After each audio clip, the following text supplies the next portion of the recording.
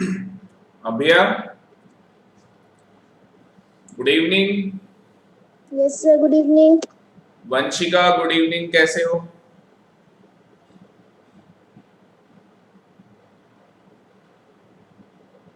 Vanshika, good evening, कैसे हो बेटा? Good evening sir. चलो, I am fine, how are you? हाँ, आई एम फाइन।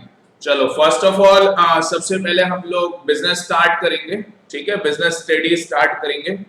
तो मैं आपको एनसीईआरटी की बुक दिखाने जा रहा हूँ। बिजनेस स्टडी की जो हमारी एनसीईआरटी की बुक है, मैं आपको दिखाता हूँ।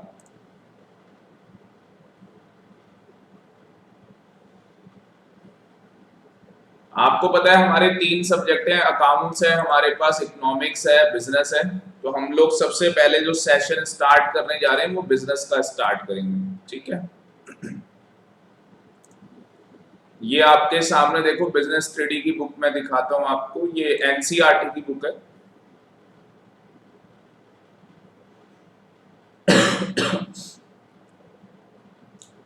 एनसीईआरटी के अंदर अगर मैं कंटेंट्स की बात करूं, खुशी आपको ये स्क्रीन नजर आ रही ना, एनसीईआरटी की बुक नजर आ रही है जिसमें एनसीईआरटी की बुक। Yes sir. ठीक है, ठीक है। अब सबसे पहले एक बार सिलेबस की बात कर लें यहाँ पे बिजनेस स्टडीज के अंदर। तो सबसे पहले अगर आप देखोगे तो इसके अंदर क्या है, पार्ट 1 है। पार्ट 1 के अंदर क्या है, फाउंडेशंस ऑफ बिजनेस। मतलब कि एक बिजनेस की फाउंडेशन कैसे बिल्डअप होती है, एक बिजनेस किस तरीके से फॉर्म किया जाता है। तो हम लोग यहाँ पे चैप्टर नंबर 1 नहीं कर रहे, सबसे पहले हम लोग चैप्टर नंबर 2 स्टार्ट कर रहे हैं। चैप्टर नंबर 2 क्यों स्टार्ट कर रहे हैं, उसका एक रीजन है। क्योंकि चैप्टर नंबर 2 के अंदर हमें बताया गया है कि फॉर्म्स ऑफ बिजनेस ऑर्गेनाइजेशंस क्या होती है। मतलब कि जो हमारी बिजनेस ऑर्गेनाइजेशन है वो किस तरीके से हो सकती है, मतलब कितनी फॉर्म्स की बिजनेस ऑर्गेनाइजेशन हो सकती है। How many types of forms of business organisation. तो ये हमें चैप्टर नंबर 2 के अंदर बताया गया। तो पहले हमें चैप्टर नंबर 2 करना होगा, फिर जाके चीजें हमें क्या होंगी, क्लियर होंगी। ठीक है, तो आप लोग हेडिंग डाल लो। सबसे पहले हम लोग चैप्टर नंबर 2 स्टार्ट कर रहे हैं, forms of business organisation. Heading डाल लो।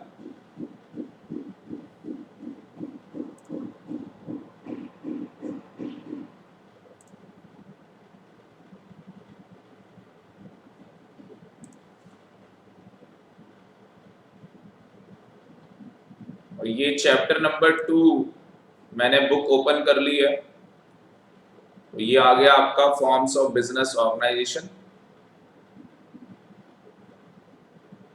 अब इसके अंदर अगर आप ध्यान से देखोगे तो सबसे पहले आपको क्या बताया इंट्रोडक्शन के अंदर ही, सबसे पहले वंशिका आपको बताया यहाँ पे हमारे पास वेरियस टाइप्स है बिजनेस करने के, जिसमें से कहता है कि आपको ये चूज करना होता है कि आप किस तरीके से बिजनेस करना पसंद करेंगे।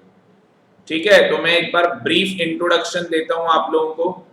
एक क्या ब्रीफ इंट्रोडक्शन है, सोल पार्टनरशिप क्या होती है, ज्वाइंट हिंदू फैमिली बिजनेस क्या होता है, पार्टनरशिप बिजनेस क्या होता है, कोऑपरेटिव सोसाइटीज क्या है, ज्वाइंट स्टॉक कंपनीज किसको बोलते हैं।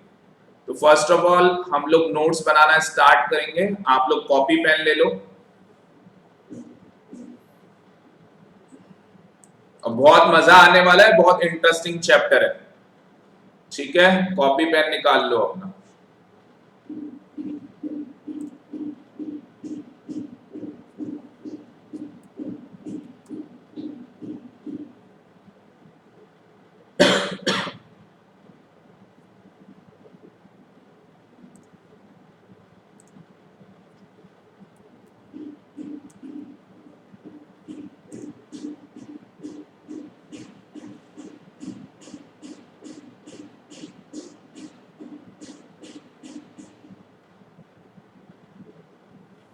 बस 2 मिनट और दो, एक बार मैं पीपीटी में नोट्स बनाऊंगा आपके लिए।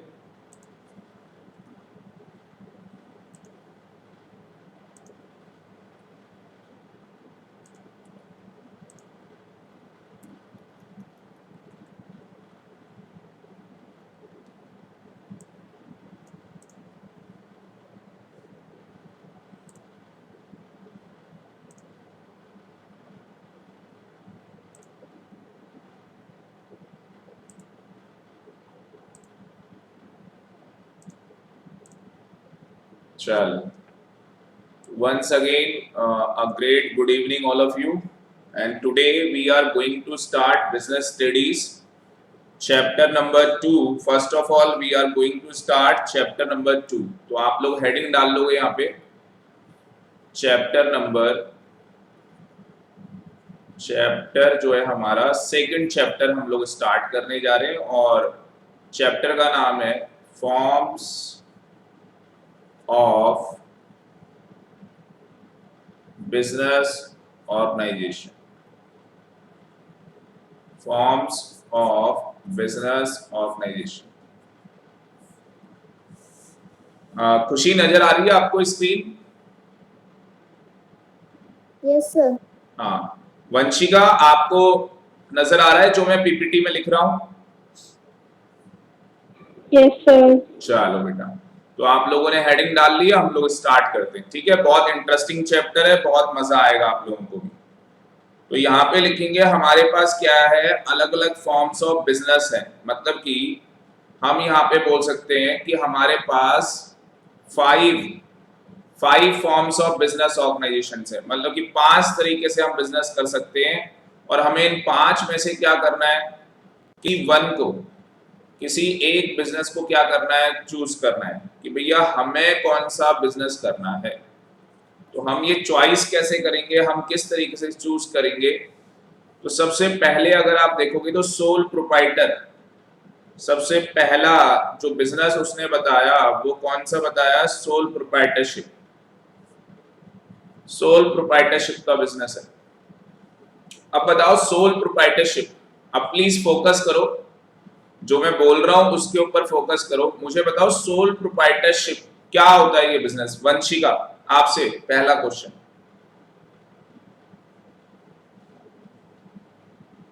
सर जब एक सिंगल पर्सन बिजनेस करता है उसको सोल प्रोप्राइटरशिप कहते हैं। ठीक है, वेरी गुड। तो देखो ध्यान से प्लीज, जो मैं बताने जा रहा हूं एक एक चीज आप बिल्कुल ध्यान से सुनना। सोल का मतलब होता है सिंगल। देखो ये तो सभी को पता है, सोल का मतलब क्या होता है? सिंगल, मतलब अकेला। ठीक है जी। और प्रोप्राइटर का है ओनर। तो यहां पे अगर मैं सिंगल प्लस ओनर को प्लस कर दूं तो ये क्या आ जाएगा? सोल प्रोप्राइटरशिप आ जाएगा। ये क्या आ जाएगा? सोल प्रोप्राइटरशिप आ जाएगा। मतलब कि यहाँ पे एक बिजनेस है, कोई सा भी आप एग्जाम्पल ले सकते हैं, और हम लोग एजुकेशन सेक्टर के अंदर हैं तो हम लोग बार बार हम लोग यही एग्जाम्पल लेते हैं कि हम यहाँ पे स्टेशनरी की शॉप का हम लोगों की स्टेशनरी की शॉप है, स्टेशनरी की दुकान है, जहाँ पे किताबें बुक्स आती हैं, बेची जाती हैं। तो लाला जी ने, मतलब कि एक अकेले आदमी ने क्या किया? बिजनेस स्टार्ट किया, सिंगल ओनर है। तो लाला जी क्या है? उस बिजनेस के सिंगल ओनर है, और उन्होंने जो बिजनेस स्टार्ट किया है वो अकेले उस बिजनेस के क्या है? मालिक है। और ये बिजनेस जो होता है मेनली, जो इसका साइज बिजनेस का स्मॉल होगा। साइज का मतलब कि बहुत बड़ा बिजनेस नहीं होता है ये।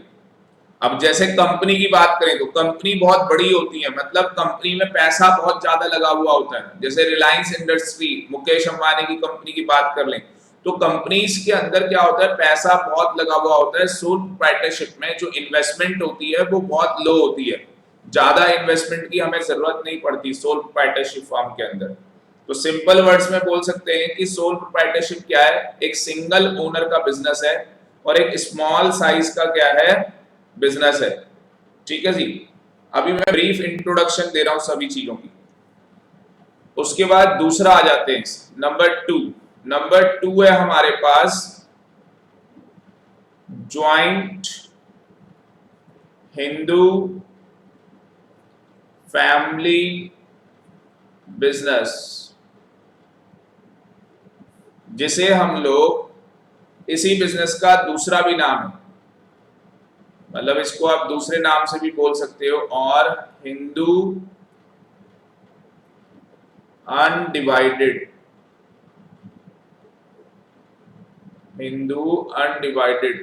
HUF बोलते हैं प्यार से, Hindu undivided family. Hindu undivided family, bracket में आप लिख सकते हो business. Hindu undivided family business.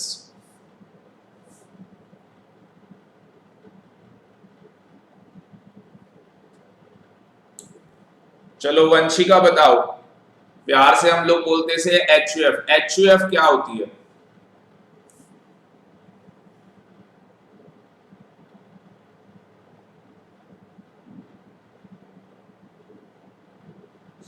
Vanshika बताओ बेटा, HUF क्या होती है? सबसे पहले ये बताओ, हिंदू अनडिवाइडेड फैमिली किसे बोलते हैं? जैसे मैंने बोला सोल प्रोप्राइटरशिप का क्या मतलब है कि एक अकेला आदमी बिजनेस का मालिक है और अकेले उसने क्या किया है, बिजनेस स्टार्ट किया है। तो उसी तरीके से आपको बताना है वंशिका, HUF का मतलब क्या है? What do you mean by HUF?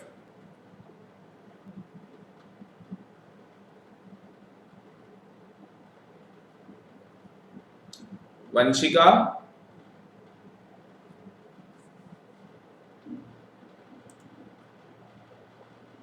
Hello Vanshika बताओ, आपको आवाज आ रही है ना मेरी? बताओ।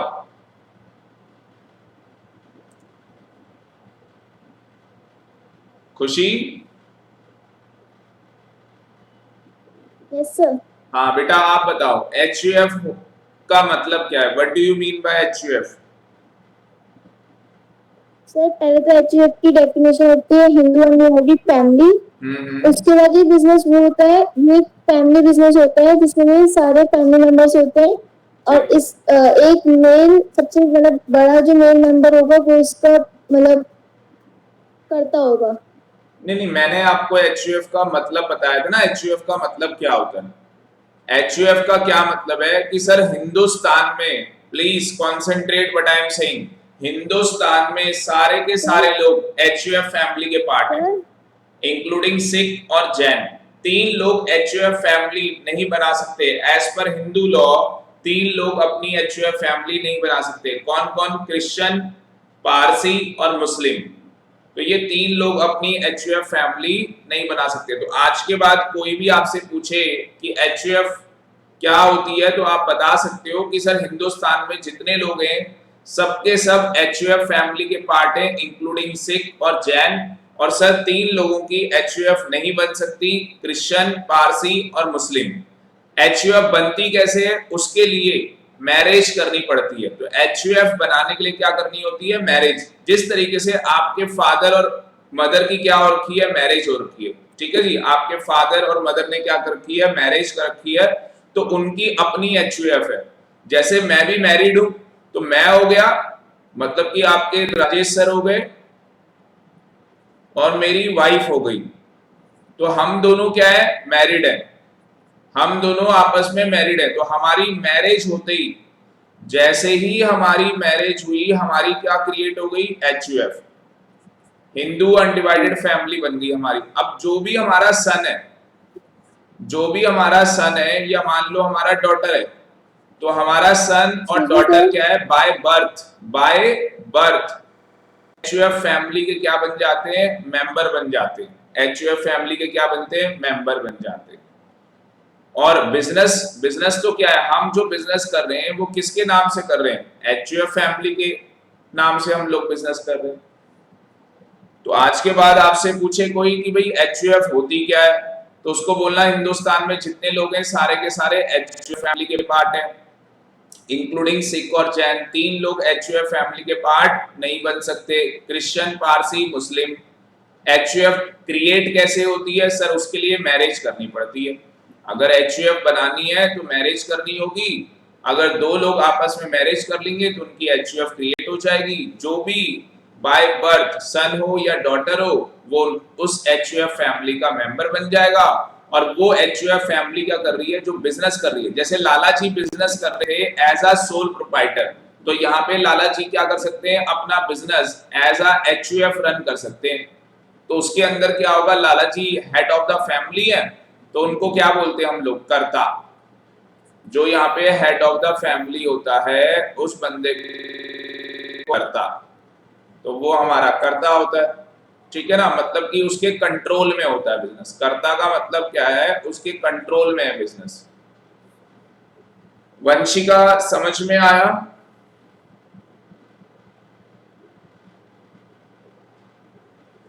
Hello, excuse me sir. हाँ खुशी, समझ में आया आपको? सर मुझे समझ आया, बट ना वंशिका के नेटवर्क में इश्यूज हो रहे हैं, उसका माइक ऑन नहीं हो रहा। अच्छा, माइक ऑन हो नहीं रहा। यस बाकी सर। उसको मेरी आवाज जा रही है?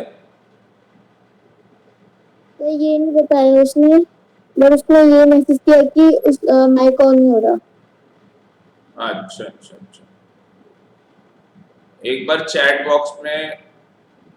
बॉक्स में ये लिखो, वंशिका को आवाज आ रही है। कई बार होता है आवाज आती है। एक बार आप चैट बॉक्स में लिखो, वंशिका आपको आवाज आ रही है सर की?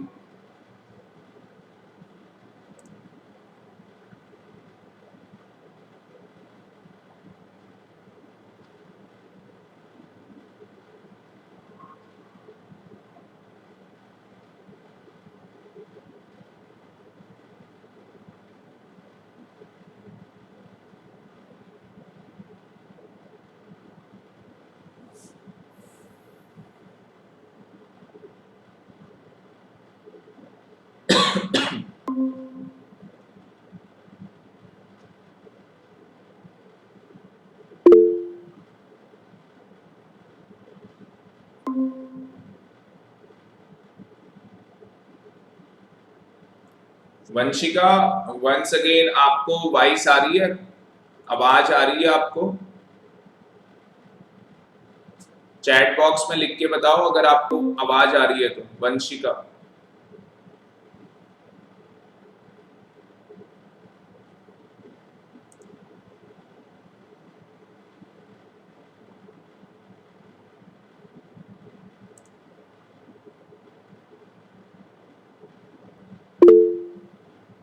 सर आपकी वॉइस क्लियर नहीं है।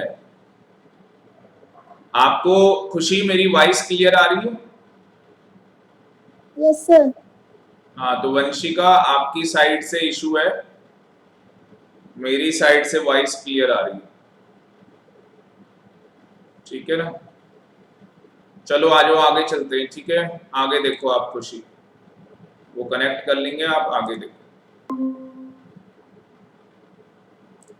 चलो, नेक्स्ट हमारे पास थर्ड, जो तीसरा तरीका है हमारे पास बिजनेस करने का, वो क्या है? पार्टनरशिप का बिजनेस। हम लोग पार्टनरशिप में भी क्या कर सकते हैं? बिजनेस कर सकते हैं। अब पार्टनरशिप क्या होगा? आपने सुना होगा, दो लोगों ने मिलके, ए ने और बी ने मिलके क्या डिसाइड किया कि हम लोग क्या करेंगे? एक बिजनेस करेंगे। ए ने और बी ने मिलके क्या डिसाइड किया कि हम लोग क्या करेंगे? एक बिजनेस करेंगे। अब भाई ए और बी मिलके क्या करने वाले हैं? बिजनेस करने वाले हैं। तो इसके अंदर क्या होगा? इन एग्री किया है, इन दोनों ने क्या किया है? एग्री किया है कि हम दोनों मिलके क्या कर रहे हैं? बिजनेस कर रहे हैं। तो जब क्या होता है? टू और मोर पर्सन, टू और मोर पर्सन, जब दो या दो से ज्यादा लोग मिलके क्या करते हैं? बिजनेस करते हैं। जब दो या दो से ज्यादा लोग मिलके बिजनेस करते हैं तो उस बिजनेस को क्या बोला जाता है? पार्टनरशिप का बिजनेस। उस बिजनेस को क्या बोला जाता है? पार्टनरशिप का बिजनेस है। ठीक है, अगर अकेला आदमी, एक आदमी बिजनेस कर रहा है तो उसको बोलेंगे क्या? सोल प्रोप्राइटर का बिजनेस है। और अगर दो लोग मिलके बिजनेस कर रहे हैं, अगर दो लोग मिलके हैं तो उसे क्या बोलेंगे? पार्टनर का बिजनेस है। उसे क्या बोलेंगे? पार्टनरशिप का बिजनेस है। ठीक है जी, खुशी समझ में आ गया इतना?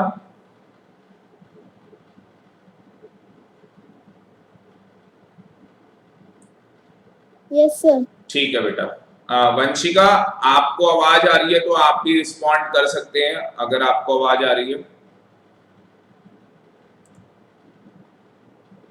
Yes sir. ठीक है बेटा, तो यहाँ पे thank you so much Vanshika. अब बिल्कुल ध्यान से देखो, तो यहाँ पे मैंने आपको क्या है, मैंने आपको यहाँ पे HUF भी बताया और मैंने यहाँ पे आपको सोल प्रोप्राइटर भी बताया और पार्टनरशिप भी बताई। मैं तीनों दोबारा एक बार रिकैप करवा देता हूँ आपको। सिंपल वर्ड्स में बोलूं, एक आदमी क्या कर रहा है, अकेले बिजनेस कर रहा है, तो इसको बोलेंगे प्रोप्राइटर का बिजनेस। जब दो लोग, दो या दो से ज्यादा लोग मिलके, ये ए है ये बी है, तो जब दो या दो से ज्यादा लोग मिलके बिजनेस करेंगे तो उसे क्या बोलेंगे, पार्टनरशिप का बिजनेस है। उसे बोलेंगे कि ये लोग पार्टनरशिप का बिजनेस कर रहे हैं। और अगर कोई चाहता है कि मैं क्या करूं, फैमिली बिजनेस चलाऊं, अगर कोई बंदा चाहता है कि मैं जो बिजनेस कर रहा हूं उसे फैमिली बिजनेस रखूं, मतलब कि बिजनेस के अंदर जो पैसे कमाएंगे, बिजनेस के अंदर जो इनकम होगी, तो वो इनकम मेरी अकेले की नहीं होगी, वो इनकम किसकी मानी जाएगी, फैमिली की मानी जाएगी। देखो लाला जी अगर अकेले दुकान चला रहे हैं तो वो इनकम किसकी है, लाला जी की है। ये दो लोग पार्टनरशिप का बिजनेस कर रहे हैं तो जो भी इनकम अर्न करेंगे, मान लो इन्होंने इनकम अर्न की 50,000 रुपीज की, तो वो इनकम किसकी मानी जाएगी, ए और बी की मानी जाएगी। अगर फैमिली बिजनेस के अंदर इनकम जनरेट होगी तो वो इनकम फैमिली के अंदर जितने मेंबर हैं, फैमिली के अंदर जितने मेंबर्स हैं वो सभी की इनकम मानी जाएगी। तो उस बिजनेस को क्या नाम दिया गया, HUF।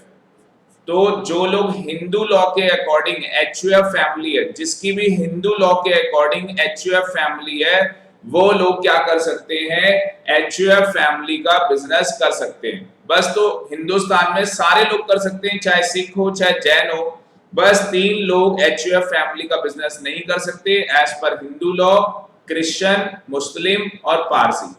और हमारे हिंदू लॉ के अकॉर्डिंग हमें अगर HUF बनानी है तो उसके लिए क्या करनी होती है, मैरिज।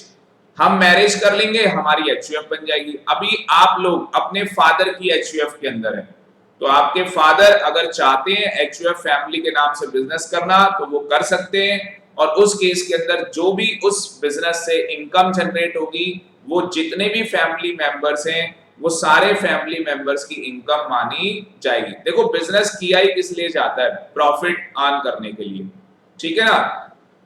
तीसरा देखो हमारे पास क्या है, थर्ड आ जाते हैं हम लोग, सॉरी 3 हो गए, फोर्थ में आ जाते हैं। फोर्थ हमारे पास क्या है, कोऑपरेटिव सोसाइटीज।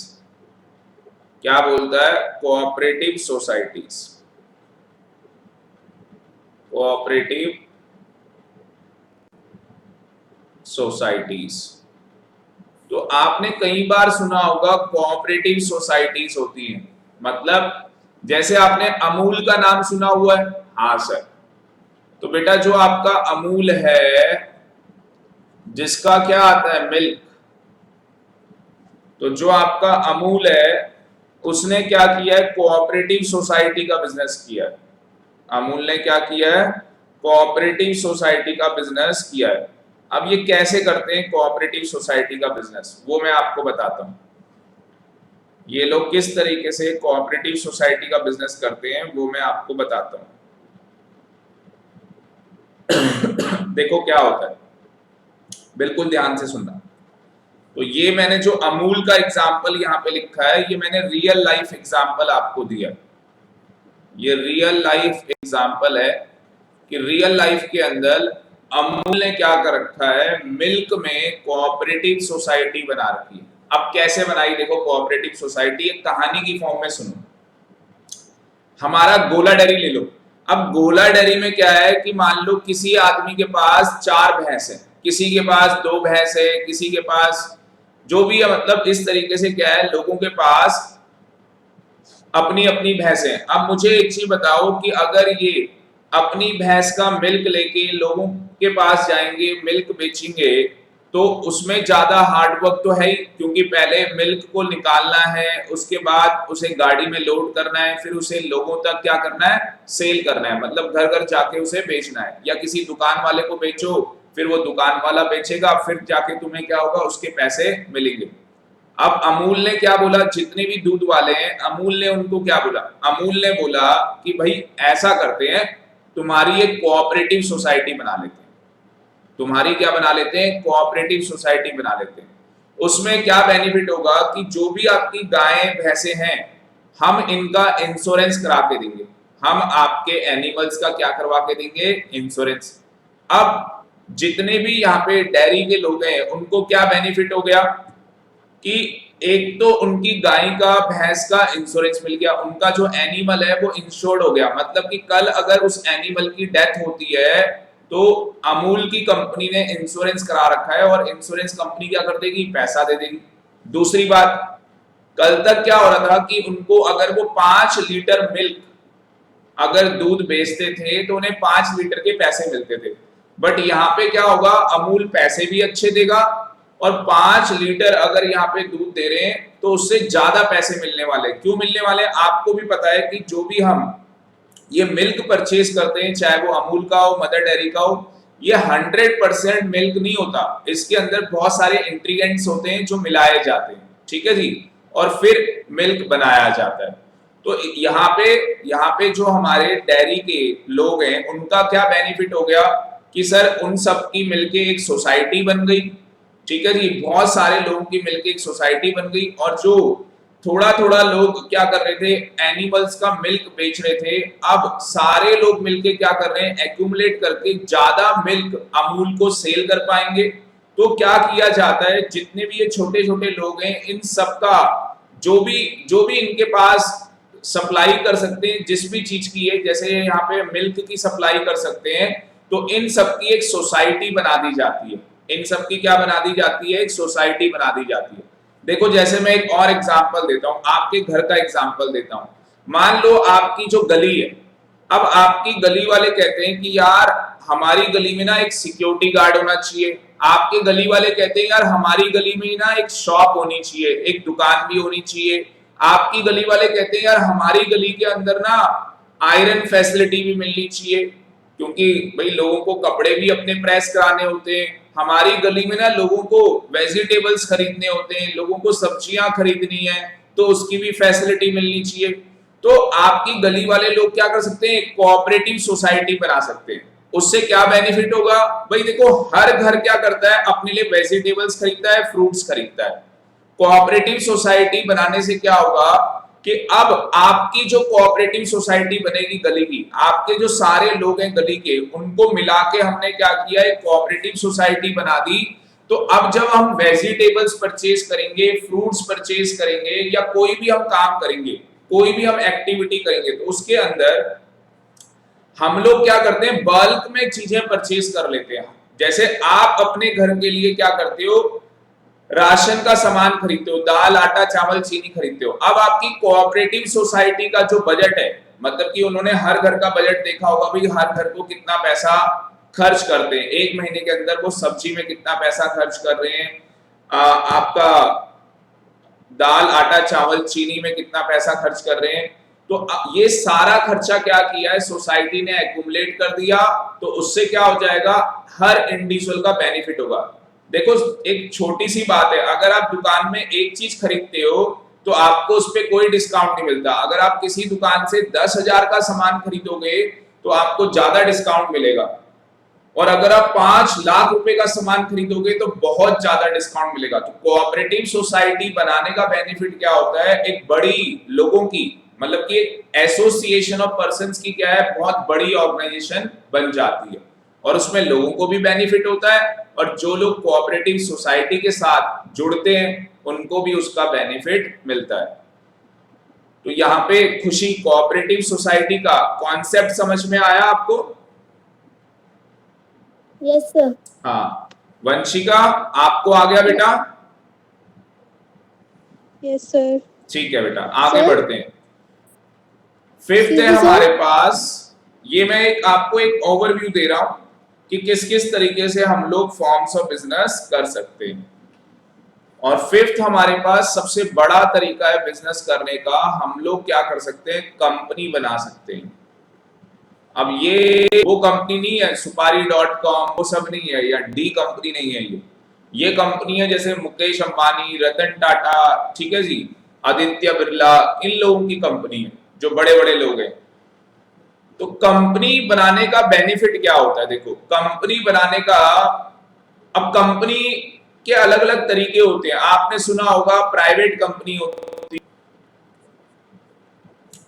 आपने सुना होगा पब्लिक कंपनी होती है। तो प्राइवेट कंपनी क्या होती है खुशी? प्राइवेट कंपनी क्या होती है बताओ?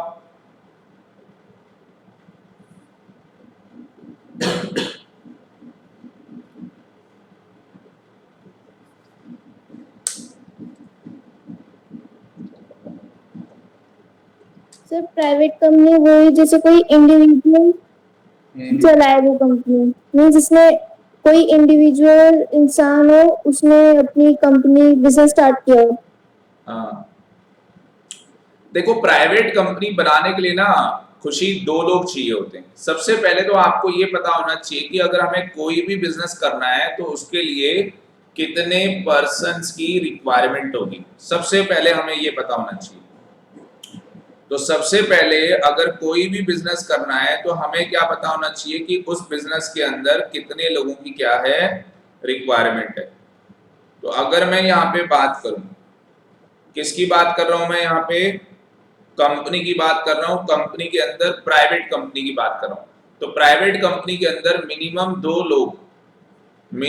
दो लोगों की रिक्वायरमेंट होती है। तो अगर दो लोग मिलके क्या करना चाहते हैं, कंपनी खोलना चाहते हैं, तो कंपनी खोल सकते हैं, कोई दिक्कत नहीं है। अब कंपनी बनाने का बेनिफिट ये होता है बेटा, कंपनी में पैसा लगाया जाता है ज्यादा, मतलब कि जो साइज ऑफ बिजनेस होता है, जो साइज है वो बड़ा होता है। साइज का मतलब क्या होता है? पैसा। तो कंपनीज के अंदर लोग पैसा ज्यादा लगाते हैं, मोटा पैसा लगता है, और कंपनी को लोन भी ज्यादा मिलता है। मतलब अगर कंपनी बैंक के पास जाएगी और बैंक को कहेगी हमें लोन चाहिए, तो बैंक क्या करेगा? लोन ज्यादा देगा। मतलब जैसे सोल प्रोप्राइटर है, तो सोल प्रोप्राइटर को लोन दे दिया मान लो 10 लाख का, पार्टनरशिप फर्म को लोन दे दिया, कोऑपरेटिव सोसाइटी। अब देखो कोऑपरेटिव सोसाइटी बनाने का क्या होता है, जो भी इनको लोन मिलेगा, मान लो इनको भी लोन 20 लाख का मिला, उसका रेट ऑफ इंटरेस्ट, अच्छा लोन के ऊपर क्या पे करना होता है? ब्याज। आपको भी पता है कि अगर हम किसी से लोन लेंगे तो हमें क्या है? ब्याज देना होगा। उसका क्या है? ब्याज देना होगा, हमें इंटरेस्ट पे करना पड़ेगा। उसका हमें क्या पे करना पड़ेगा? इंटरेस्ट पे करना होगा। तो जो कोऑपरेटिव सोसाइटीज होती है उन्हें लो रेट ऑफ इंटरेस्ट पे लोन मिलता है, और पार्टनरशिप फर्म और सोल प्रोप्राइटर को ऐसा कुछ नहीं होता। तो ये देखो कोऑपरेटिव सोसाइटी बनाने का एक बेनिफिट भी है कि भैया जो लोन का रेट ऑफ इंटरेस्ट है वो कम होगा, और सरकार भी काफी बेनिफिट्स देती है कोऑपरेटिव सोसाइटीज को। सरकार भी क्या करती है? काफी सारे बेनिफिट्स प्रोवाइड करवाती है। तो बहुत सारे बेनिफिट्स हैं जो कि कोऑपरेटिव सोसाइटी को मिलते हैं। अब हम बात कर रहे हैं कंपनी की। तो भाई कंपनी को यहाँ पे लोन मिल जाएगा 40 लाख का। देखो इनसे भी ज्यादा लोन मिल गया। तो बिजनेस करने के लिए क्या चाहिए? पैसा। और यहाँ पे बैंक क्या कर रहा है? जितना पैसा सोल प्रोप्राइटर या पार्टनरशिप फर्म को मिल रहा है उससे भी ज्यादा पैसा किसको प्रोवाइड करवा रहा है? कंपनी को प्रोवाइड करवा रहा है। तो यहाँ पे मैं कहूंगा आपको दो चीजें पता होनी चाहिए। सबसे पहली चीज आपको ये पता होनी चाहिए प्राइवेट कंपनी बनाने के लिए कितने लोग चाहिए, तो मिनिमम 2 लोग चाहिए। और पब्लिक कंपनी बनाने के लिए कितने लोग चाहिए? पब्लिक कंपनी, वंशिका पता है आपको कितने लोग चाहिए मिनिमम? अगर पब्लिक कंपनी बनानी है तो मिनिमम कितने लोग चाहिए? 7 लोग चाहिए। तो आप लोग लिख सकते हो, अगर पब्लिक कंपनी बनानी है तो मिनिमम 7 लोगों से क्या कर सकते हैं? हम पब्लिक कंपनी बना सकते हैं। ठीक है, यहां तक समझ में आ गया सबको?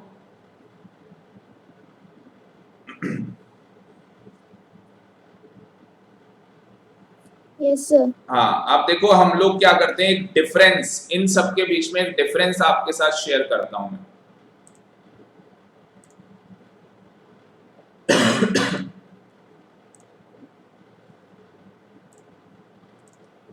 बिल्कुल ध्यान से देखना। तो हमारे पास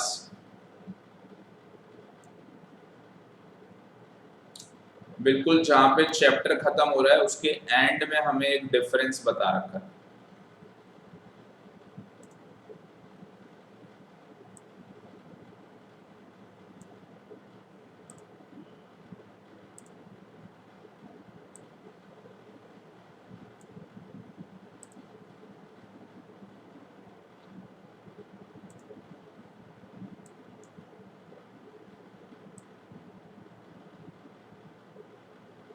देखो वंशिका, आपके सामने डिफरेंस कंपैरेटिव चार्ट आ गया होगा फॉर्म्स ऑफ ऑर्गेनाइजेशन का।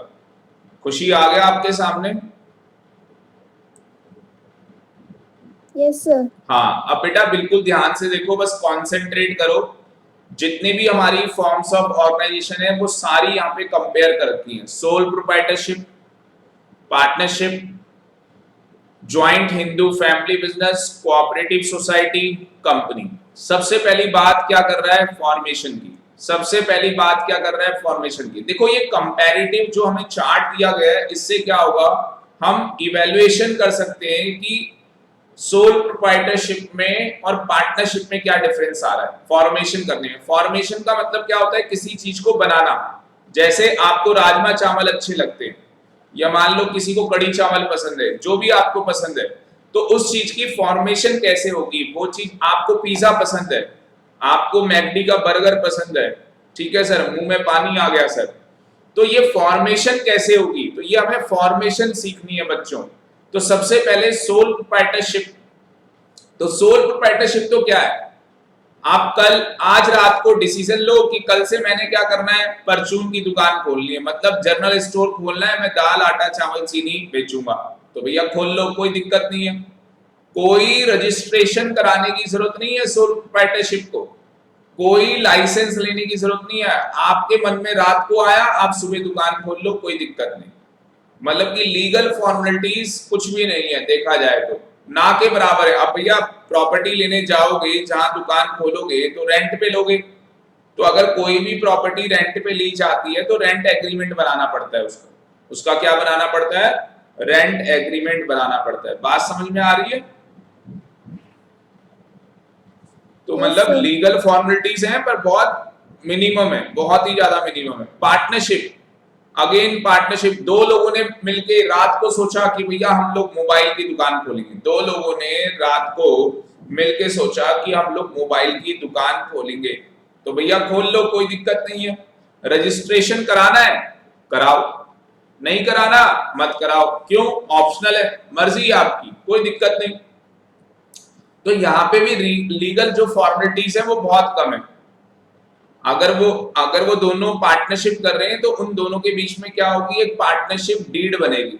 जब भी दो लोग मिलकर बिजनेस करते हैं तो जिस चीजों के लिए वो एग्री करते हैं, जो भी उन दोनों के बीच में एग्रीमेंट होगा प्रॉफिट को लेके, भाई प्रॉफिट होगा बिजनेस के अंदर तो ए को कितना मिलेगा, बी को कितना मिलेगा, तो उस केस के अंदर क्या होता है? एग्रीमेंट बनाया जाता है। उस एग्रीमेंट को क्या बोलते हैं? Partnership deed.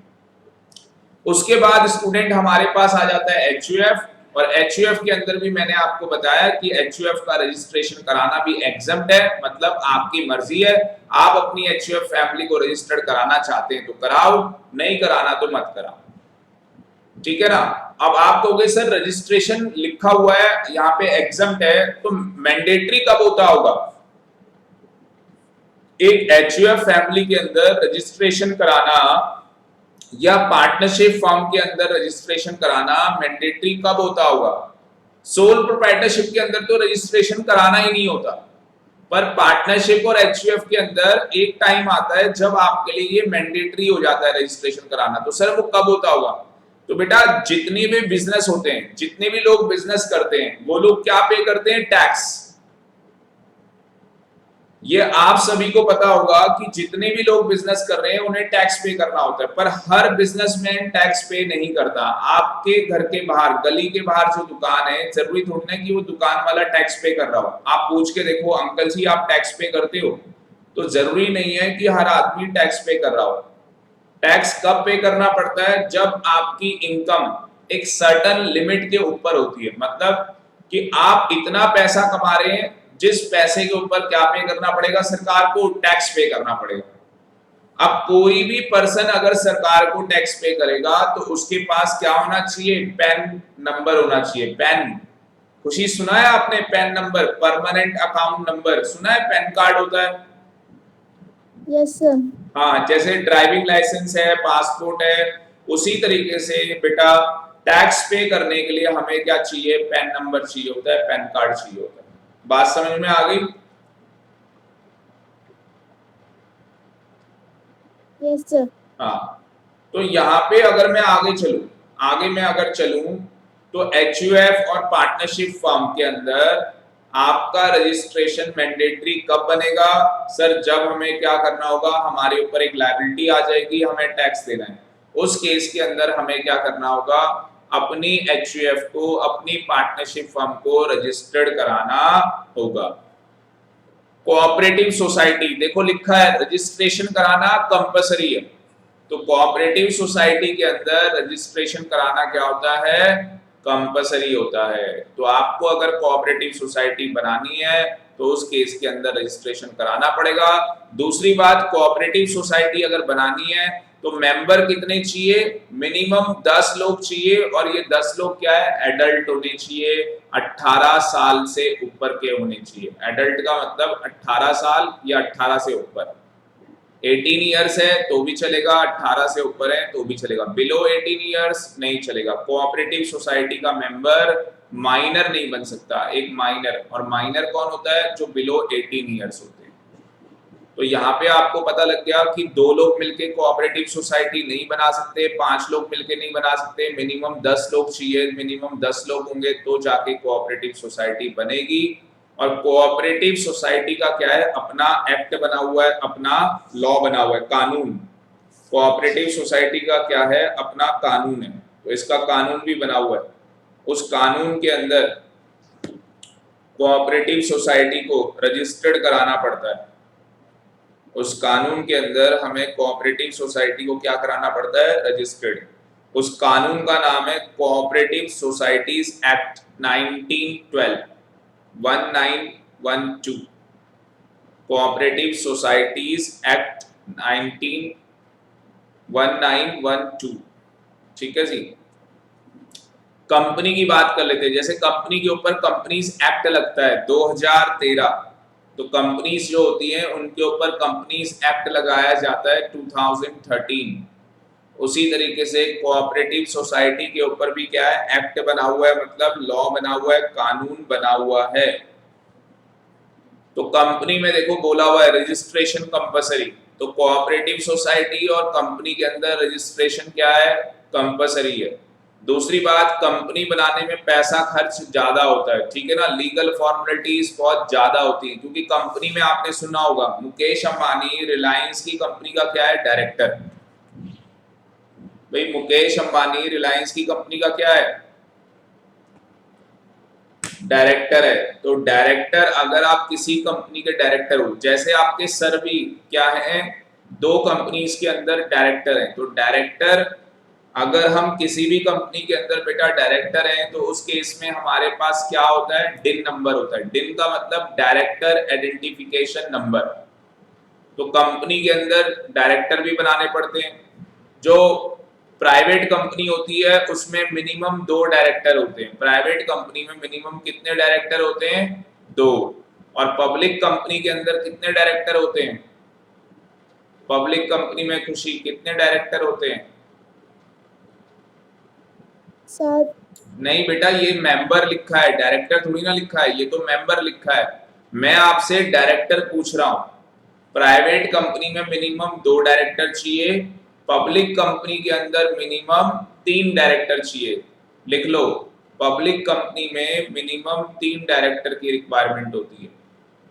तो उन डायरेक्टर्स का क्या बनाना पड़ेगा, डिन नंबर बनाना पड़ेगा। डिन का मतलब क्या है, डायरेक्टर आइडेंटिफिकेशन नंबर।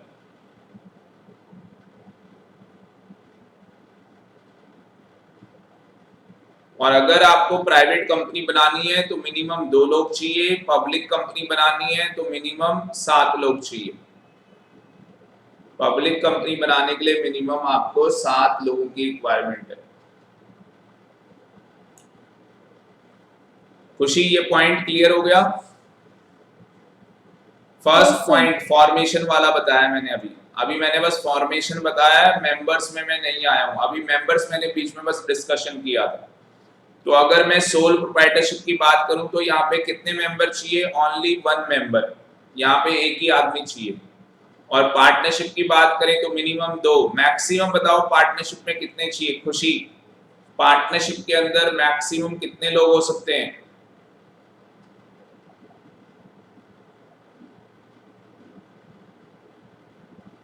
खुशी 50. बोलो बेटा, पार्टनरशिप में मैक्सिमम कितने लोग हो सकते हैं? 50. जोर से बोलो, कितने हो सकते हैं? 50. 50। वेरी गुड, ये काट के लिख दो। यहाँ पे असली में अमेंडमेंट आ चुकी है, चेंज हो चुका है। ये एनसीईआरटी वालों ने यहाँ पे चेंज नहीं किया। तो मैक्सिमम हो गया 50। मैक्सिमम कितने लोग यहाँ पे अपनी पार्टनरशिप कर सकते हैं? 50 लोग। 50 से ज्यादा लोग मिलके अपनी पार्टनरशिप नहीं बना सकते। 50 से ज्यादा लोग मिलके पार्टनरशिप नहीं बना सकते। अगर बनाएंगे तो उस पार्टनरशिप फर्म को इलीगल बोला जाएगा। कानून की नजर में वो पार्टनरशिप फर्म इलीगल है। ठीक है।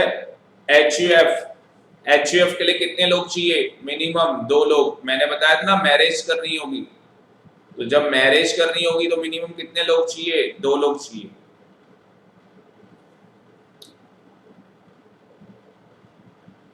और मैक्सिमम की कोई लिमिट नहीं है, कितने भी लोग हो सकते हैं मैक्सिमम। कोऑपरेटिव सोसाइटी में मिनिमम 10 लोग चाहिए, maximum no limit. Maximum no limit. Cooperative society minimum 10, maximum no limit. ये टेबल बना लो आप लोग ये टेबल बना लो, एक बार ड्रॉ कर लो। अच्छा, आप स्क्रीनशॉट भी तो ले सकते हो ना खुशी? Yes, sir. हाँ, तो आप स्क्रीनशॉट ले लेना और वैसे आप डाउनलोड भी कर सकते हो। एनसीईआरटी की बुक है तो आप डाउनलोड भी कर सकते हो। बट एनसीईआरटी की बुक में ना लैंग्वेज बहुत टफ है, तो जहाँ पे लैंग्वेज टफ होगी, बहुत खतरनाक तरीके से लिखा होगा, मैं सिंप्लीफाइड वे में आपको नोट्स बनवाऊंगा उसके। चलो लिखो मत, फिर समझने में ध्यान दो प्लीज। स्टॉप राइटिंग, आप लोग कॉन्सेंट्रेट करो समझने में, अंडरस्टैंडिंग करने में कॉन्सेंट्रेट करो बस। कंपनी के अंदर मिनिमम, प्राइवेट कंपनी में मिनिमम 2 हो गए, पब्लिक के अंदर 7 हो गए, प्राइवेट में मैक्सिमम, खुशी प्राइवेट में मैक्सिमम कितने लोग हो सकते हैं? प्राइवेट में मैक्सिमम, प्राइवेट कंपनी में मैक्सिमम कितने लोग हो सकते हैं? प्राइवेट में 20 होते शायद। कितने? शायद से 20 नहीं है बेटा, 200, 200 लिख लो।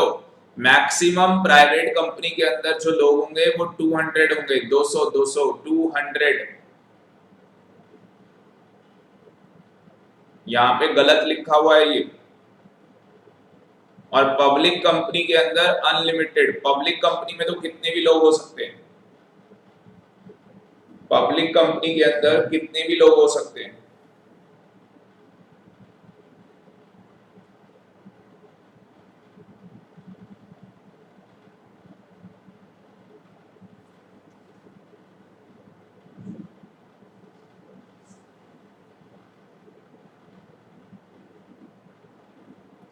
ठीक है। Yes, sir.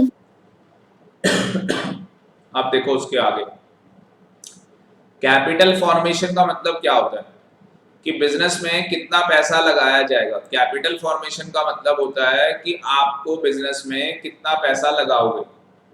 तो अगर आप ध्यान से देखोगे तो सोल प्रोप्राइटरशिप में ज्यादा पैसा नहीं चाहिए, लिमिटेड बोला हुआ है।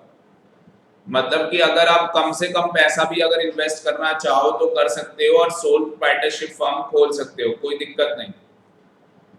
पार्टनरशिप में क्या है? सोल प्रोप्राइटर के कंपैरिजन में, पार्टनरशिप के अंदर क्या है? सोल प्रोप्राइटर के कंपैरिजन में ज्यादा पैसा लगेगा। मतलब अगर हमने सोल प्रोप्राइटर में 50,000 रुपए लगाए, अगर हमने सोल प्रोप्राइटर के अंदर 50,000 रुपए लगाए, मान लो किसी को मिल्क की दुकान खोलनी है, दूध बेचेगा एक आदमी, ठीक है जी, मदर डेयरी, अमूल, इन सब का मिल्क बेचेगा, मिल्क की दुकान खोलनी है उसे। तो मुझे बताओ क्या 1 लाख रुपए में दुकान खुल जाएगी आराम से? खुशी? Yes sir. Very good, 1 lakh में आराम से खुल जाएगी। अब पार्टनरशिप में कोई दुकान खोलनी है तो उसके अंदर तो हम ज्यादा ही पैसा लगाएंगे ना भाई। एक अकेला आदमी दूध की दुकान खोल रहा है, 1 लाख रुपए लगा रहा है, और अगर पार्टनरशिप में वही मिल्क शॉप खोलेगा तो वो 2 लाख रुपए लगा सकता है, कोई दिक्कत नहीं है। क्यों? क्योंकि यहाँ पे 2 लोग हैं। भाई 2 लोग मिलके ज्यादा पैसा तो बिजनेस के अंदर लगा ही सकते हैं, कोई दिक्कत थोड़ी ना है। उसके बाद एचयूएफ की बात आती है, तो एचयूएफ के अंदर क्या होता है कि हमें पैसा लगाने की कोई जरूरत नहीं है, क्योंकि हमारे पास क्या होती है, एंसेस्टर प्रॉपर्टी होती है, मतलब पूर्वज की प्रॉपर्टी है। हमारे पास क्या है, अपने दादा दादी जो हमारे दादाजी हैं उनकी हमारे पास एंसेस्टर प्रॉपर्टी है। उसी प्रॉपर्टी के अंदर हम लोग क्या कर रहे हैं, बिजनेस कर रहे हैं, तो कैपिटल लगाने की कोई जरूरत नहीं है। उसी उसी प्रॉपर्टी में हम लोग क्या कर रहे हैं, बिजनेस। उस प्रॉपर्टी में हो सकता है हम लोग होटल का बिजनेस कर रहे हो, ठीक है जी, हमारे दादाजी का होटल का बिजनेस हो, किसी भी चीज का उनका बिजनेस हो सकता है, वो बिजनेस आप उस प्रॉपर्टी में कर रहे हो। कोऑपरेटिव सोसाइटी के अंदर कैपिटल की रिक्वायरमेंट होती है पर लिमिटेड होती है, ज्यादा पैसे की इसके अंदर भी जरूरत नहीं पड़ती है।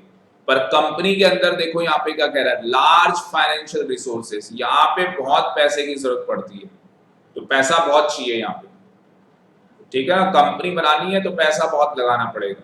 वैसे कंपनीज एक्ट जो इसका कानून बना है 2013, उसके अंदर इतनी रिक्वायरमेंट नहीं है पैसे की, बट अगर कंपनी बनानी है तो भाई पैसा तो ज्यादा लगाओगे ना, तभी तो कंपनी बना रहे हो।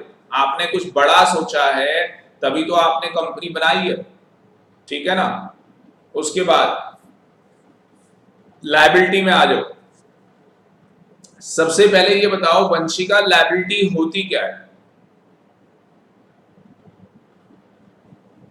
सबसे पहले मुझे बताओ लायबिलिटी क्या होती है?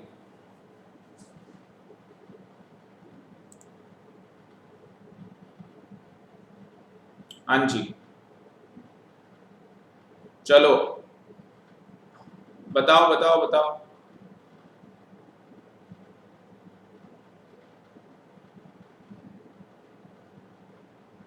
खुशी आप बताओ लायबिलिटी क्या होती है? लेनदार जिसे हम पैसे दे रहे हो, जिसे हमने क्रेडिट में दिया है। लायबिलिटी का सीधा सा मतलब है ना, आप दुकान में गए, वंशिका आप दुकान में गए और आपने कोई भी चीज खरीदी और उसकी आपने पेमेंट नहीं की, तो कोई भी चीज आपने परचेज कर ली और उसकी आपने पेमेंट नहीं की, तो उस केस के अंदर आपके ऊपर क्या आ गई, एक लायबिलिटी आ गई, मतलब कि आपको पैसे देने। जैसे आपके घर में बिजली का बिल आ गया, आपके घर में इंटरनेट का बिल आ गया, मोबाइल का बिल आ गया, तो आपको वो पैसा क्या करना है, पे करना है। उसी को क्या बोलते हैं, लायबिलिटी बोलते हैं। उसी को क्या बोलते हैं, लायबिलिटी। लायबिलिटी का सिंपल एक वर्ड में अगर मैं बोलूं तो ऑब्लिगेशन है, मेरे ऊपर एक ऑब्लिगेशन है पेमेंट करने की, मैंने किसी के क्या करने हैं, पैसे देने, सिंपल सी बात। तो सोल प्रोप्राइटरशिप के अंदर लायबिलिटी बोला गया अनलिमिटेड लायबिलिटी होती है। मतलब खुशी बताओ क्या मतलब? अगेन मुझे लग रहा है वंशिका का माइक जो है ना उसमें प्रॉब्लम आ रही है उसको। आप बताओ, सारे क्वेश्चन आप ही से पूछेंगे हम लोग। सर एक बार क्वेश्चन रिपीट कर दूं। हाँ खुशी, क्वेश्चन ये है कि सोल प्रोप्राइटरशिप के अंदर बोला गया है कि लायबिलिटी क्या है, अनलिमिटेड है। तो अनलिमिटेड लायबिलिटी से आप क्या समझते हो? सर जैसे हम लोन लेते हैं वैसे ही सोल प्रोप्राइटर में किसी ने मतलब उस पर्सन ने कहीं से लोन लिया होगा जिसको अब उसे पैसे देने हैं, ठीक है, इस वजह से वो अनलिमिटेड। हाँ देखो सिंपल सी बात है जो आपने बताया, बहुत सही बताया कि हमने सर किसी बैंक से लोन ले रखा है, मान लो हमने 50,000 का लोन ले रखा है। अब भाई हमारा जो बिजनेस है सोल प्रोप्राइटर का, वो पूरे 50,000 रुपए, वो 50,000 रुपीज पे नहीं कर पा रहा, वो 50,000 रुपए पे नहीं कर पा रहा। अब जब वो 50,000 रुपीज क्या है, पे नहीं कर पा रहा है, तो उस केस के अंदर क्या होगा कि सर जो बाकी के पैसे हैं, मतलब कि बिजनेस ने कितना पैसा पे किया, 20,000, तो जो 30,000 बैलेंस रह गया वो सोल प्रोप्राइटर की पर्सनल प्रॉपर्टी, सोल प्रोप्राइटर की पर्सनल प्रॉपर्टी को बेच के रिकवर किया जाएगा। तो अनलिमिटेड लायबिलिटी का मतलब होता है कि अगर आपकी पर्सनल प्रॉपर्टी को क्या किया जाए, बेचा जाए। अगर आपकी पर्सनल प्रॉपर्टी को बेचा जाए तो पर्सनल प्रॉपर्टी को बेचने से क्या होता है, जो भी हम पर्सनल प्रॉपर्टी को बेचते हैं तो उससे पता लगता है हमें कि हमारे बिजनेस की लायबिलिटी क्या हो गई है, अनलिमिटेड। तो कहीं पे भी किसी भी बिजनेस के अंदर आपकी पर्सनल प्रॉपर्टी को बेचा जा सकता है तो उस केस के अंदर आप कहोगे लायबिलिटी क्या है, अनलिमिटेड लायबिलिटी है। तो अगर आप यहाँ पे ध्यान से देखोगे, सोल प्रोप्राइटर लायबिलिटी क्या हो गई, अनलिमिटेड। सोल प्रोप्राइटर लायबिलिटी क्या हो गई, अनलिमिटेड। बात समझ में आ रही है? उसके बाद अगर आप यहाँ पे पार्टनरशिप देखोगे, अगर आप यहाँ पे पार्टनरशिप देखोगे तो उसकी भी लायबिलिटी क्या है, अनलिमिटेड है। इसका मतलब कि अगर पार्टनरशिप फर्म क्या कर रही है, पैसे पे नहीं कर पा रही, अगर कोई भी पार्टनरशिप फर्म जो भी उसने पैसा ले रखा है बाहर वालों से और अगर वो पैसा वो पे नहीं कर पा रही तो उस केस के अंदर क्या होगा, उसकी जो लायबिलिटी होगी पार्टनर्स की, तो पार्टनर्स की पर्सनल प्रॉपर्टी को बेच के भी पैसा रिकवर किया जा सकता है। तो जहां पे भी आपकी पर्सनल प्रॉपर्टी को क्या किया जा सकता है, बेचा जा सकता है, सेल ऑफ किया जा सकता है, उस केस के अंदर आप बोलोगे लायबिलिटी क्या है, अनलिमिटेड है। ठीक है जी। उसके बाद खुशी, दोनों समझ में आ गया? Yes sir. ठीक है, वेरी गुड। वंशिका, मैं मान के चल रहा हूं आपको भी समझ में आ गया है क्योंकि थोड़ा सा माइक का इशू है आपका। ज्वाइंट हिंदू फैमिली, वंशिका आवाज आ रही है क्या?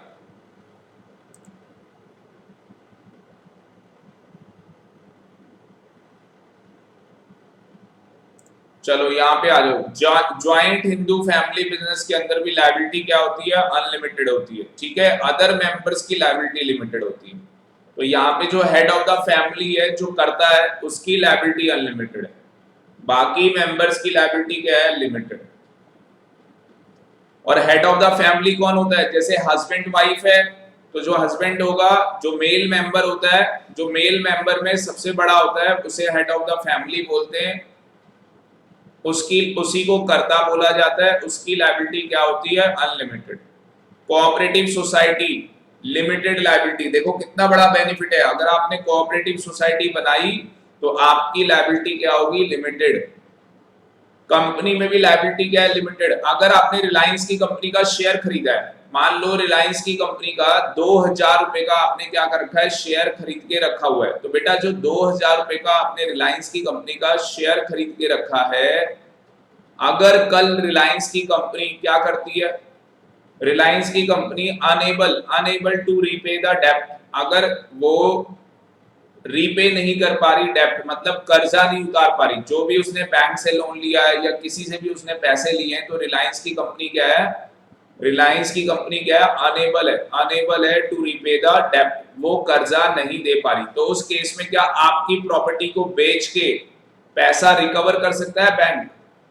जिन लोगों ने भी रिलायंस की कंपनी के शेयर खरीदे हैं, क्या उन लोगों की प्रॉपर्टीज को बेच के बैंक अपने पैसे रिकवर करेगा? Answer is no, big no.